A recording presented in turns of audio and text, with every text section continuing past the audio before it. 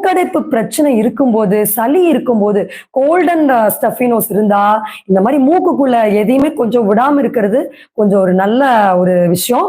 So அப்போ நம்ம இதற்கான முக்கியமான காரணம் தெரிந்து கொண்டால்தான் நாம இந்த மாதிரி மூக்குக்குள்ள ஆயில் விடுறது, டிராப்ஸ் விடுறது, நேசல் ஸ்ப்ரேஸ் அடிக்கிறது இதெல்லாம் ஸ்டாப் பண்ணுவோம். சோ அப்ப நம்ம இதற்கு ஒரு சரியான தீர்வு என்ன பயன்படுத்தினா மூக்குல இருக்க பிளாக் கிளியர் ஆகும் தெரிஞ்சுக்கணும்.